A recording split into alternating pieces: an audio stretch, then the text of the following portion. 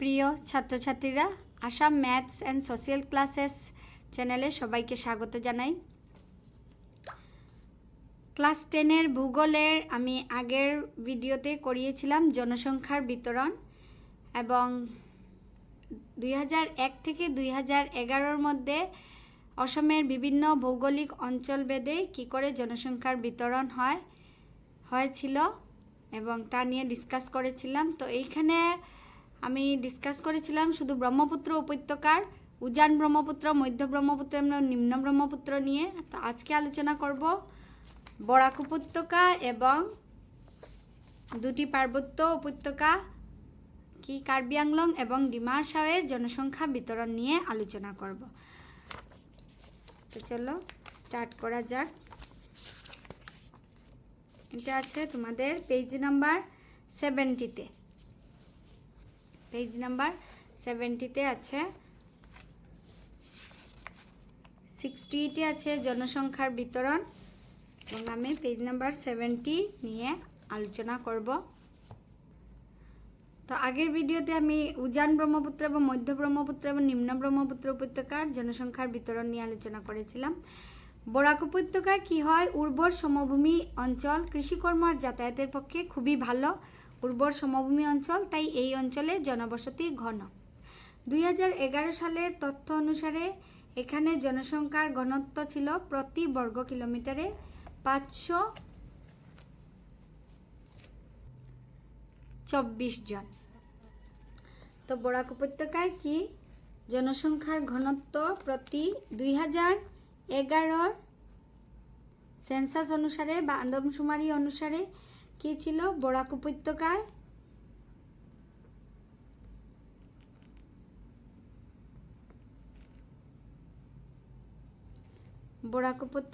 প্রতি বর্গ কিলোমিটারে ছিল 524 জন। প্রতি বর্গ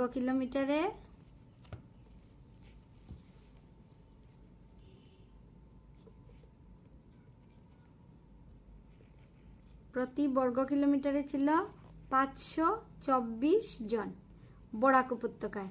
যেহেতু এখানে উর্বর সমভূমি তাই জনবসতি ঘন ছিল এবং প্রতি বর্গ কিলোমিটারে 524 জন ছিল, যা অসমের মোট জনসংখ্যার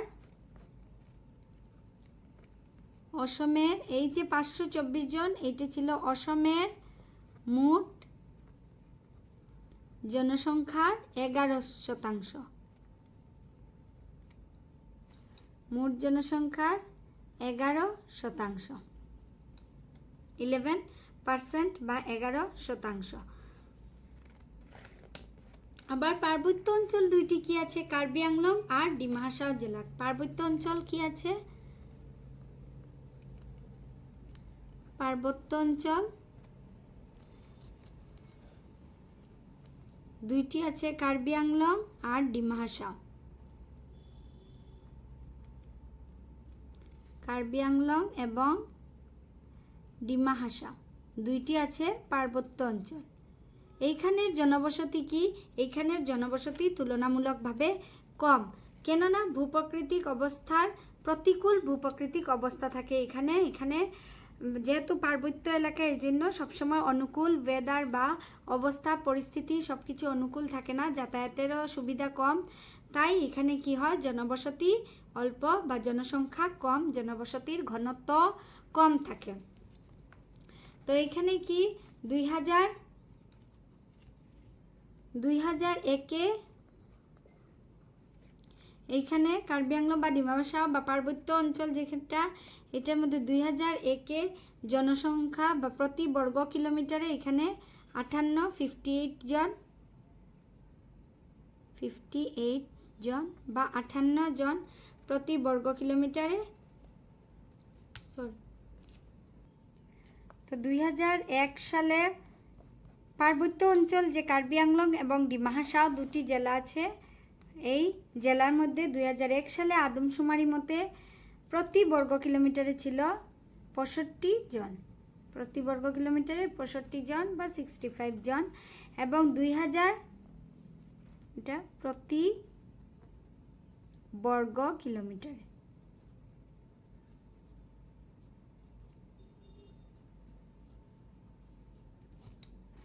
এবং 2011 সালে তা সামান্য বেড়ে হয়েছে 76 জন প্রতি বর্গ কিলোমিটারে।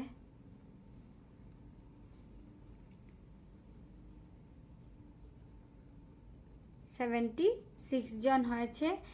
এইটা কিন্তু পারবো, এই যে 65 এবং 76 বেড়েছে তা অসমের মোট জনসংখ্যার কত শতাংশ দেখো। অসমের মোট জনসংখ্যার ছিল 3.75 শতাংশ। 3.75 শতাংশ। আর এদিকে বরাক উপত্যকায় 524 জন প্রতি বর্গ কিলোমিটারে এবং অসমের মোট জনসংখ্যার 11%। এখন আর পার্বত্য অঞ্চলের হলো অসমের মোট জনসংখ্যার 3.75%। তো কতটুকু ডিফারেন্স তা তোমরা দেখতেই পাচ্ছ। এখন জেলা ভিত্তিক অসমের জনসংখ্যার বিতরণ কি করে হয়। জেলা ভিত্তিক জনসংখ্যার বিতরণ।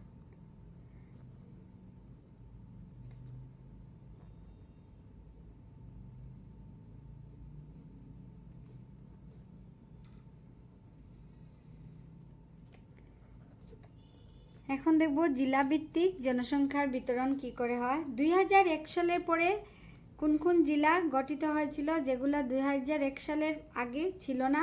এগুলো হলো চিরাং, কামরূপ, বাক্সা আর উদালগুড়ি। এই 4টি জেলা কি হয়েছে 2001 সালের পরে গঠিত হয়েছে।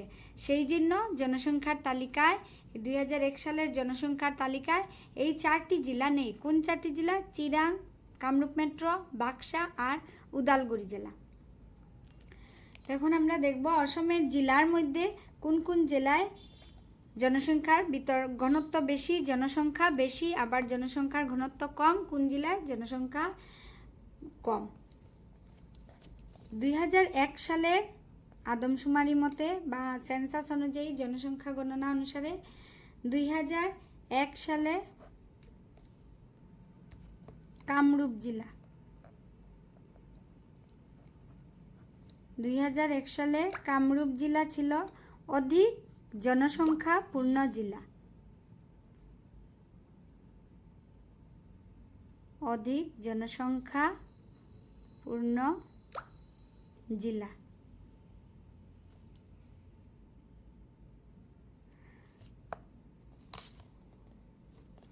আবার ডিমা হাসাও ছিল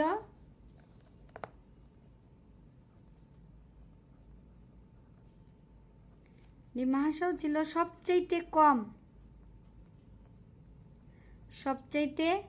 কম জনসংখ্যাপূর্ণ জেলা।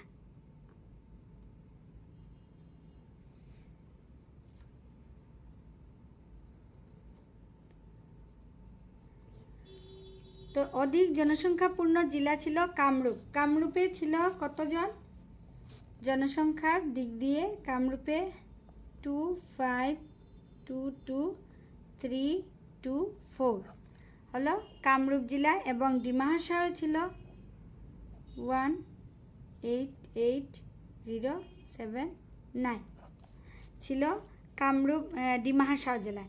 তো ডিমা হাসাও জেলা ছিল কম জনসংখ্যাপূর্ণ জেলা এবং অধিক ছিল কামরূপ জেলা, তা 2001 অনুসারে। এবং 2011 জনসংখ্যা অনুসারে 2011 আদমশুমারি অনুসারে অধিক জনসংখ্যাপূর্ণ জেলা ছিল নগাঁও জেলা। নগাঁও জেলা ছিল অধিক জনসংখ্যাপূর্ণ জেলা। তোমরা এটা মনে রাখবে ভালো করে, 2001-এ কোনটা ছিল অধিক জনসংখ্যাপূর্ণ জেলা এবং 2011-এ কোনটা ছিল জনসংখ্যাপূর্ণ জেলা। এগুলো খুবই ইম্পর্টেন্ট, খুবই গুরুত্বপূর্ণ, তোমরা এগুলো ভালো করে দেখবে।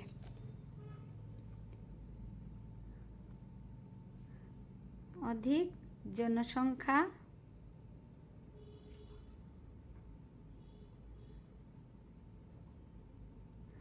পূর্ণ জেলা।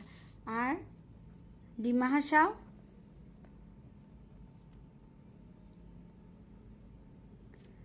সবচাইতে কম জনসংখ্যাপূর্ণ জেলা। কম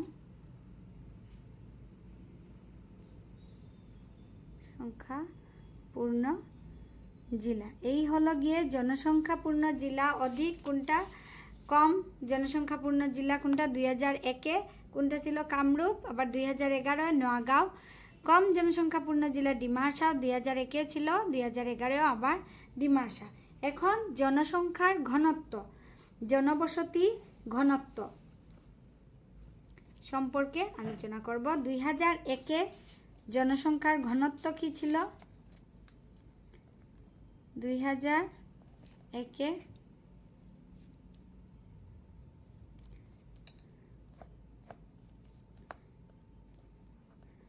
নোয়াগাঁও জেলা, নোয়াগাঁও জেলাতে ছিল ঘনবসতিপূর্ণ জেলা।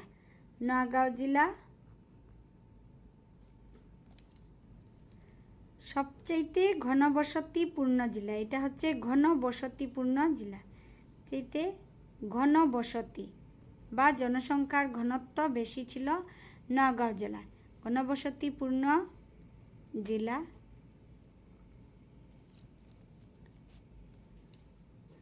এখানে প্রতি বর্গ কিলোমিটারে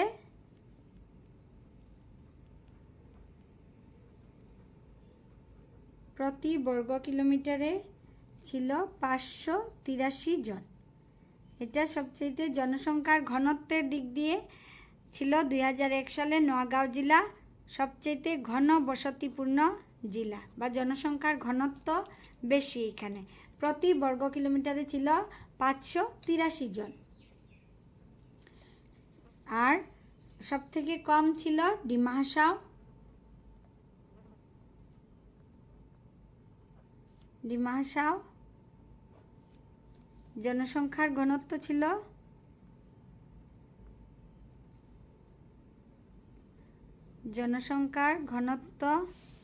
প্রতি বর্গ কিলোমিটারে ছিল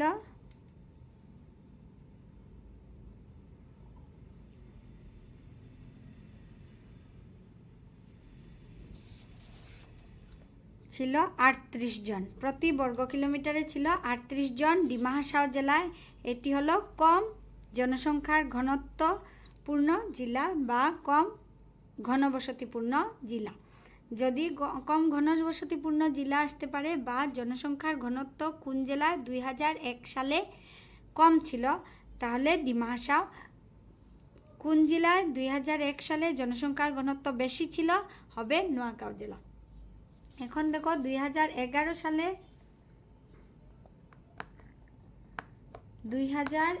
সালে কামরূপ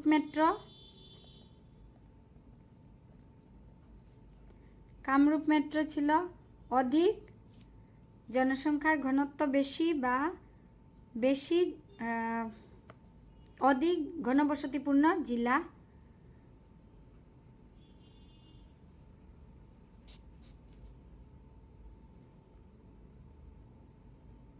ঘনবসতিপূর্ণ জেলা।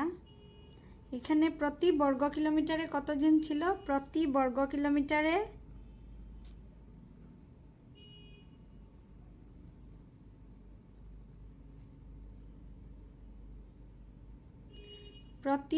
কিলোমিটারে ছিল 2010 জন। আবার তার বিপরীতে ডিমা হাসাও কম জনবসতিপূর্ণ জেলা হচ্ছে ডিমা হাসাও।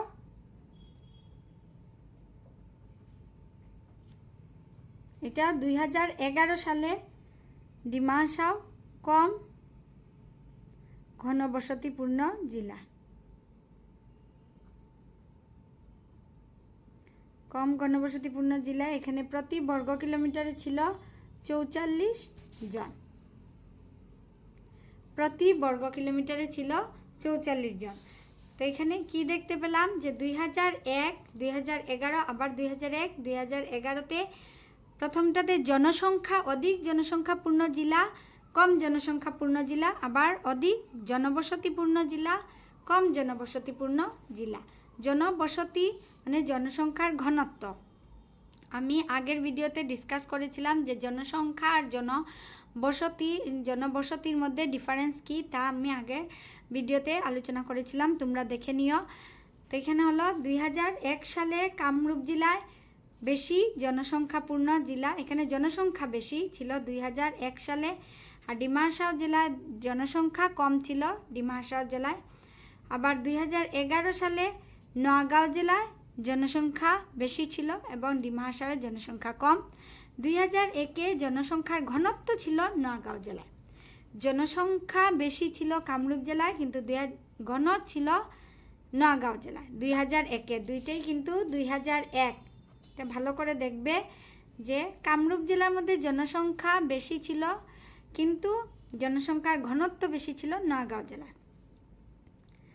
আবার 2011-তে জনসংখ্যা বেশি ছিল নোয়াগাঁও জেলায়, কিন্তু জনসংখ্যার ঘনত্ব ছিল কামরূপ মেট্রোতে বেশি। জনসংখ্যা ঘনত্ব ছিল 2011-তে কামরূপ মেট্রোতে বেশি। এখানে প্রতি বর্গ কিলোমিটারে 2010 জন। আর ডিমা হাসাও জেলায় সবথেকে কম ছিল, প্রতি বর্গ কিলোমিটারে 44 জন করে ছিল। তো আশা করি এতটুকু তোমাদের ক্লিয়ার হয়েছে, ক্লিয়ারভাবে বুঝতে পেরেছ। তো আমি এখন নেক্সট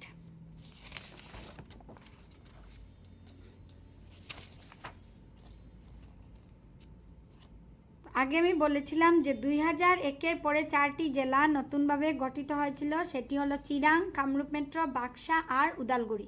তো 2001-এর যে জনসংখ্যার তালিকা সেটিতে এই 4টি জেলা উল্লেখ করা হয়নি। পরে যখন এই জেলাগুলো গঠিত হয় তখন আরও মোট 6টি জেলার আয়তন এবং জেলার জনসংখ্যার তথ্যের মধ্যে কিছু পরিবর্তন এসেছে। এখানে তোমাদের বইয়ে কিছু ইম্পর্টেন্ট জিনিস দেওয়া আছে, যেমন 2015 সালে ঘোষিত নবগঠিত জেলা। 2001 সালে তো বলে দিলাম কোন জেলাগুলি গঠিত হয়েছিল, 4টি জেলা চিরাং, কামরূপ মেট্রো, বাক্সা, উদালগুড়ি। এই 4টি জেলা 2001 সালে গঠিত হয়েছিল। 2015 সালে নবগঠিত জেলা হলো চড়াইদেও, হোজাই, মানকাচার, বিশ্বনাথ, দক্ষিণ শালমারা। এটা হলো 2015 সালে গঠিত হয়েছিল। এবং 2016 সালে মাজুলি, পশ্চিম কার্বি আংলং জেলা গঠিত হয়েছিল। তোমাদের এখান থেকে প্রশ্ন থাকতে পারে যে 2016 সালে গঠিত হওয়া নবগঠিত 2টি জেলার নাম লিখো। মাজুলি, পশ্চিম কার্বি আংলং হবে উত্তর। এবং 2015 সালে গঠিত নতুন 2টি জেলার নাম লিখো। 2টি বলতে পারে, আবার এখানে দিয়েছে 5টি জেলা, কিন্তু তোমাদের হয়তো 2টি আসতে পারে, 3টি আসতে পারে। তো জানা থাকলে তোমরা সহজে আনসার করতে পারো। তো এগুলা ভালো করে দেখে নিবে যে 2001 সালে নতুন 4টি জেলা গঠিত হয়েছিল, 2015 সালে 5টি জেলা এবং 2016 সালে আরও 2টি জেলা নতুন গঠিত হয়েছিল। আগের ডিসকাস করেছিলাম যে উজান ব্রহ্মপুত্র উপত্যকা থেকে মধ্য ব্রহ্মপুত্র উপত্যকার মধ্যে জনসংখ্যার ঘনত্বটা বেশি, আবার মধ্য ব্রহ্মপুত্র উপত্যকা নিম্ন ব্রহ্মপুত্র উপত্যকার থেকে জনসংখ্যার ঘনত্বটা বেশি। তো উজান ব্রহ্মপুত্র উপত্যকায় 305 জন প্রতি বর্গ কিলোমিটারে, মধ্য ব্রহ্মপুত্র উপত্যকায় 595 জন প্রতি বর্গ কিলোমিটারে এবং নিম্ন ব্রহ্মপুত্র উপত্যকায় 558 জন প্রতি বর্গ কিলোমিটারে। প্রতি বর্গ কিলোমিটারে। দেখুন ব্রহ্মপুত্র উপত্যকায় আরও যে কটি জেলা আছে এখানে দেখো লেখা আছে 2011 সালে উজান ব্রহ্মপুত্র উপত্যকার জেলাগুলির ভিতরে কেবল লখিমপুর এবং শিবসাগর জেলার জনসংখ্যার ঘনত্ব অসমের গড় ঘনত্বের তুলনায় অধিক। আবার মধ্য ব্রহ্মপুত্র উপত্যকার জেলাগুলির মধ্যে মরিগাঁও, নোয়াগাঁও, দরং এবং উদালগুড়ি জেলার ঘনত্ব অসমের জনসংখ্যার গড় ঘনত্বের থেকে বেশি। নিম্ন ব্রহ্মপুত্র উপত্যকার মধ্যে আছে চিরাং, কোকরাঝার।